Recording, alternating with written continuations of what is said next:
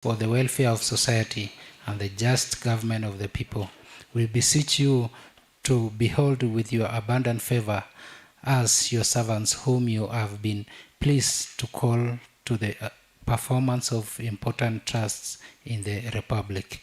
Let your blessings descend upon us here assembled, and grant that we treat and consider all matters that shall come under our deliberation in so just and faithful a manner as to promote your honor and glory, and to advance the peace, prosperity, and welfare of our country, of those whose interests you have committed to our charge.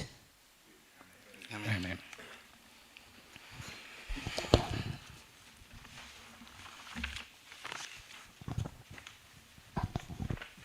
Amen. Our nominee, this is the ICT, E-Government and Innovation Committee. I'm the chairman and a member representing Segero Barsombe Ward. My name is Malamoch Nathan Maina, and we want to welcome you for this session. And before we proceed, I would like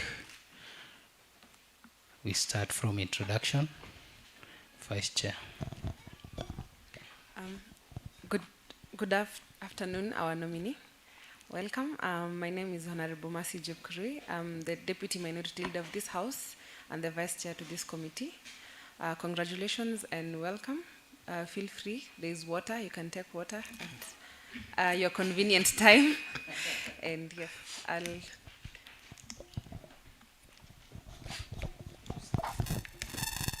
Okay, thank you very much. Welcome our nominee, Mr. Felix Kimaru. I'm Honorable James Maina, nominated MC of Uasin Gishu County and also a member to this committee. Welcome.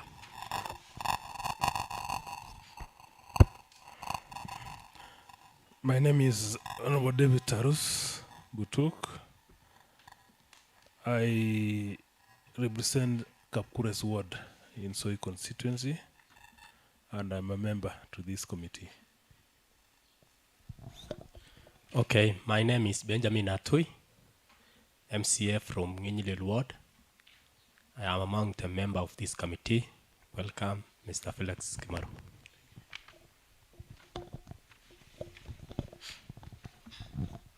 My name is Honorable Nancy Kiboi, representing Gender Uasin Gishu County, nominated member. I'm also a member of this committee. Felix, congratulations and welcome. Okay, my name is Rebecca Cherop, nominated MC. Welcome, Felix, for today's fitting. Feel free and welcome. I am Gilbert Kosgei, member from Cheptiret Kipchamo, a member to this committee. The fear of the Lord is the beginning of knowledge. Thank you. Our staff. My name is Richard Diego, the Deputy Clerk, Legislation.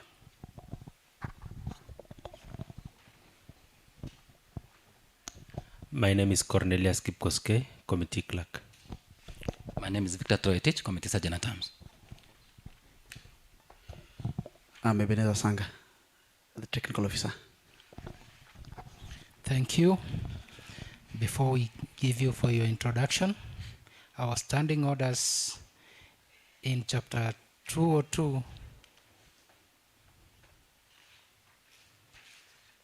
section 5, subsection F, allows the committee to vet and report on all appointments where the Constitution or any law requires the County Assembly to approve, accept those under Standing Order 197, Committee on Appointment. So this committee is here legally to vet and to see your suitability to work for this county. So and before I give you for introduction, Mr. Felix Kimaru. We want to know who is Felix Kimaru. Okay. I want you to give us your ID, your testimonials, so that the members can go through, so that when we want to know exactly who is before us today before we start introduction. Kindly, please, can you forward your ID so that the original ID and the original certificates.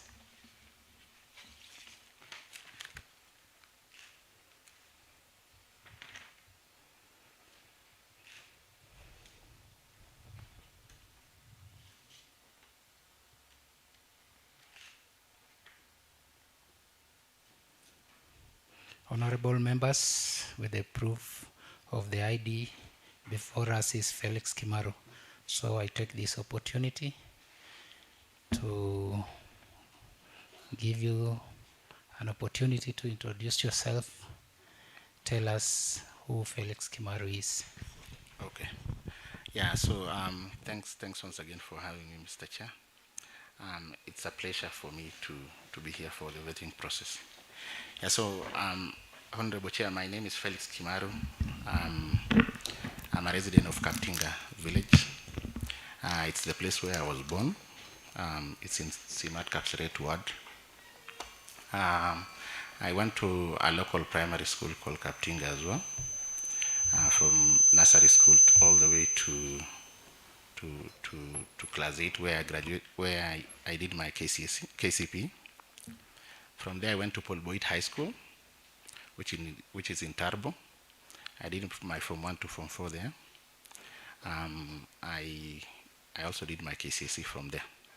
From there, I managed to get 72 points out of 84, which I got an opportunity to go to Maseno University to study computer science under a government-sponsored program called JAB. Yeah, so from Maseno, I joined Maseno in 2008, graduated in 2012 with a bachelor's degree of computer science with an upper class honors, with second class honors upper division. Yeah, so I think there are notable things that I wanted to talk about, Honorable Chair, about my primary school and also high school and also campus.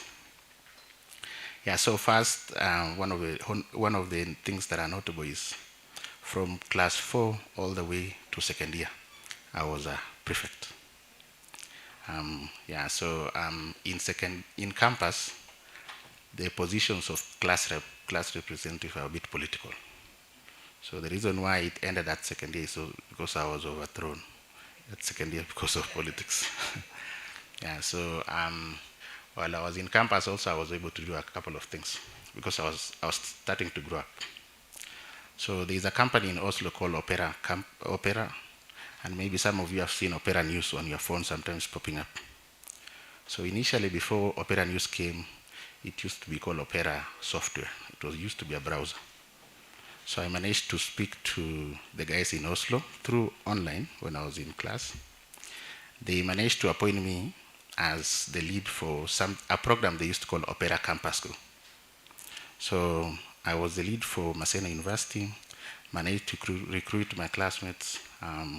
We used to wear red t-shirts in campus, and everyone could know that these are Opera Campus Group. So we used to hold events, and basically at that time, because we were still young, we didn't have budget. Basically, we were just educating people about how to use a simple browser like Opera Mini. The other thing that is notable when I was in campus as well, there is a global conference called TED. It basically talks about, from leading industry leaders, about different issues from health, education and stuff. So they have an extension of it called TEDx. TEDx is extension of TED. I was able to organize and launch TEDx Maseno University.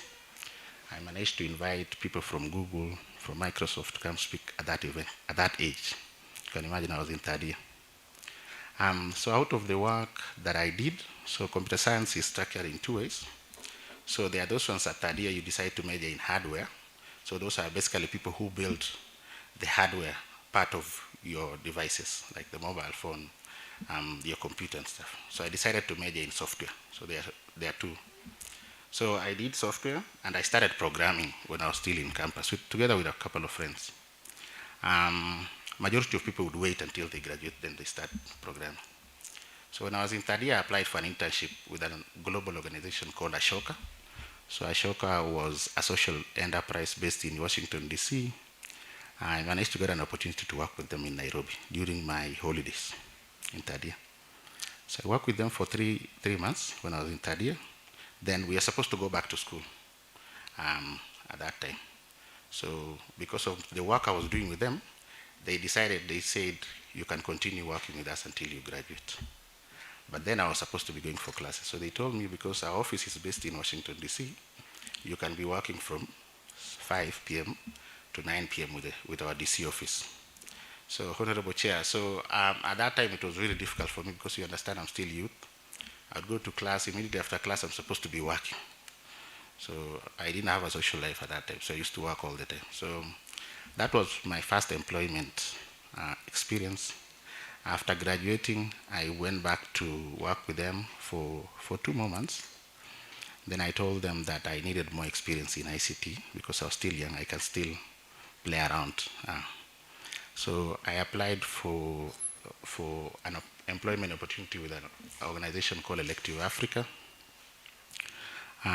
as a software engineer. So remember, I'm a programmer. So I applied as a software engineer. So I worked there for 1 year. And during that time, I was able to build software solutions for them. So an internal software solution called an ERP. So I did that. I also redesigned their website. After 1 year working with them, now this is 2014 now. After 2014, I joined hands with friends from Maseno University. We launched a company called Mobidev Solutions. So Mobidev basically is a software development company. So we used to consult for people. You can, Honorable Chair, if you have a solution that you would want a software to be built for, we would code it for you. So we were all software developers, 6 of us. So Mobidev, we structured our shareholding to be everyone 15%, which would get to 90, then we had 10% that would remain. Yeah. So since then we started growing. We didn't have much at that time. So we started growing, consulting for people, for different companies as well. Some of the notable programs that we did at that time, the former president of Nigeria, Goodluck Jonathan, contracted us to build an election transmission platform for him, which was huge for us. So we traveled to Nigeria at that time, built the software, we were able to finish in good time. So Mobidev have grown, it's still existing right now. We've built systems for the judiciary and stuff. And when I talk about systems, these are software solutions, Honorable Chair. So in 2015, because I was an entrepreneur from the beginning, I have entrepreneurial spirits within myself, I launched a company called Total Health. I founded a company called Total Health, which is the one that has been mostly associated with me. So basically, Total Health works in health, but we use ICT to promote health. So Total Health, from the premise of it, is it's child health. So mothers die in our country because they don't have the right information. So we build a simple system that would be able to advise a mother based on how old the child is, or what stage of pregnancy the mother is. So if a mother is pregnant, they come in, and it's text-based service. So if a mother is pregnant, we ask them when did they lose their menstruation period, and based on that, our system is able to determine which stage they are in, then work with them. It's an automated system. It just works with you every Monday, every Thursday, gives you the information. We work with doctors to curate the content for those stages. For those ones who have children, we ask them for the date of birth. From the date of birth, our system is able to calculate this child is 6 months. So we're able to exclusively tell the parent that you're supposed to be breastfeeding or not. You're supposed to be educating your child about a particular thing or not. You're supposed to be going for clinic or not, and stuff like those ones. When is your child supposed to be playing, and stuff like those ones. So we grew Total Health from 0 mothers. At the moment, as we speak right now, we have over 300,000 mothers registered to the platform. And it's taken us time also do that. A lot of learnings in the process as well. It wasn't that easy. The team has also grown. It was just me and my co-founder that time. I've grown the team to a team of 16. We went to 26 at one point, then also came down, and you'd understand the dynamics about business, Mr. Chair. So we grew Total Health Force in an intersection of business and social and NGOs, which is what we call social enterprises. So as a social enterprise, we also receive funding from different organizations. So I helped Total Health raise funding. We've raised over 70 million Kenya shillings for Total Health as we speak, as of today. That is in grant funding. We've also made our revenues as Total Health as well. We've won several awards for what we've done. As you've seen, it's an innovative solution. The mothers receive text messages in English, Swahili, and also vernacular languages. Some of them actually receive in voice messages. So we've won several awards for it. I was awarded as a second runners-up for Africa Engineering Innovation, which is run by the Royal Academy of Engineering in London. I was also awarded by ICT Authority as one of the most innovative startups in Kenya. That was in 2015. There is also a company called Fast Company that ranks companies globally in terms of innovativeness. Total Health was among the 50 that was the most innovative globally in 2016. All this is available online if you would like to reference, Mr. Chair. So we have also structured partnerships with different multinationals. We've been funded by Safaricom Foundation locally. We've also been funded by Bill and Melinda Gates Foundation. We've been funded by World Bank. And all these are some of the things that I was leading in providing. Locally here, for us to achieve the 300,000 mothers that we have in our platform, was through partnership with the Ministry of Health and also the county government. Remember, health is a devolved function. So we have partnerships with different counties. We were funded by World Bank for Kisumu, Vihiga, and Siaya, and Baringo, year one for Baringo. Then we also have a partnership with Nandi County. We registered over 8,000 mothers in Nandi County or Nairobi County here. We have mothers in Kilifi, in partnership with the county government, in Lamu, in Garissa. And I mean, there are many counties that I've worked with. So in that process, I was able to learn how to also work with the ministry and also the government as well. Yeah, so that is a bit about Total Health. In 2016, I also started some other company called Bitrak Global. So Bitrak Global basically was, and usually the way I would start a company is ask myself, from a problem perspective, if a border guy loses a bike, how are they able to trace it? So we launched Bitrak in 2016, end of 2015 to 2016. So basically Bitrak, what it does is we have a tracking device that we install inside a motorcycle. So if a motorcycle is stolen, they're able to recover. They're able to just track and recover it. So it's grown. It was something that I was toying around with, but it's grown. We have over 8,000 clients from across Kenya and DR Congo. We started in Nairobi in one border guy. We have 8,000 of them right now as we speak. We've expanded to Kitale. If you ever saw big billboards in Kitale written Bitrak Global, that is us. So we also did Kakamega, we've done Kisii, and in the process, we grew the team as well. So I was one-man person at that time. Right now, I'm talking about different locations. I need to manage different teams. And some of the children, I faced a lot of challenges initially because you have a team in Kitale, you just launched in Kitale. How do you run it sustainably? So initially, I used to employ everyone full-time. And I actually did it here in Eldoret as well. So I employed full-time. Our office was in Zulaked. I would pay the manager 40,000. Then the other employees, my wage bill would come to about 200,000. But then you remember we're just launching. We don't have a way to pay them. So I mean, those are lessons that I learned. So I went into a lot of losses at that time. It was a good product, people would buy, but then I went to a lot of losses, Honorable Chair.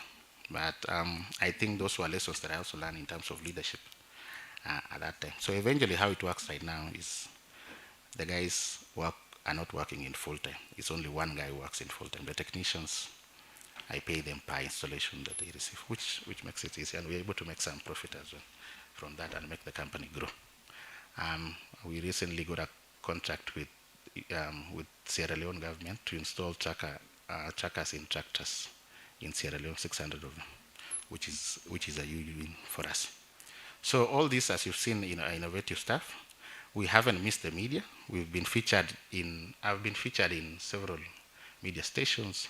I've been featured, as you've seen in my CV, I've been featured in NTV. I've spoken in TV, KTN. I've also gone to Y254, CCN TV. And for BitTrack, we were part of, and I don't know if you guys could remember, Honorable Chair, there was something called KCB Lions Den. KCB Lions Den, I was in season 1 KCB Lions Den. Yeah, so I managed to get investment for BitTrack as well. So which is a huge win for us. So my co-investors are Eric, Mike Rabar from Homeboys, and Chris Enano, who was working at Telecom at that time. So those are my co-directors for BitTrack as we speak right now. Yeah, so that is in terms of my experience at work, and also my education.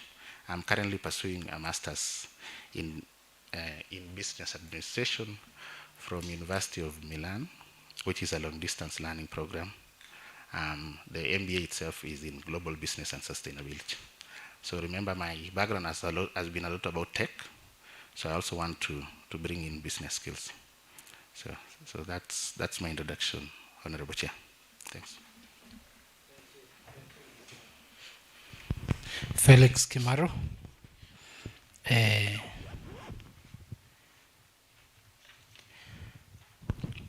Before we proceed to questions, I want to ask you, are these originals surely yours? Yeah, they're mine.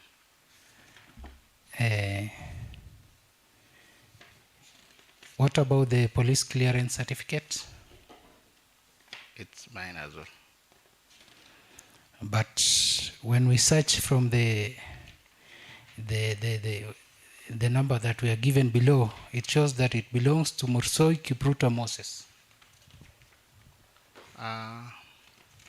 There is a receipt that is signed by the Directorate of Criminal Investigation on my EACC report at the back.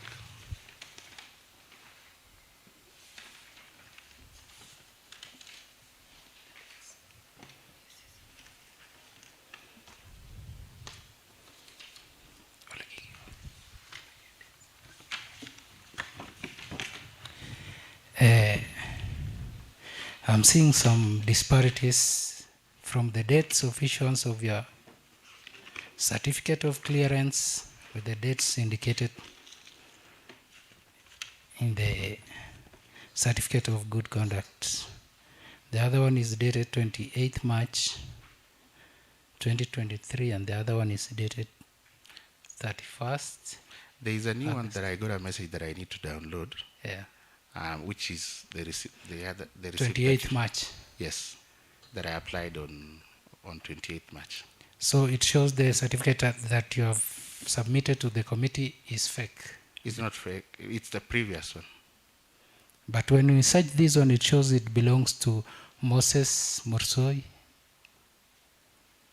Okay. I am not sure what could have happened, but I can download the new one from my eCitizen account and deliver, which is the receipt that I have there.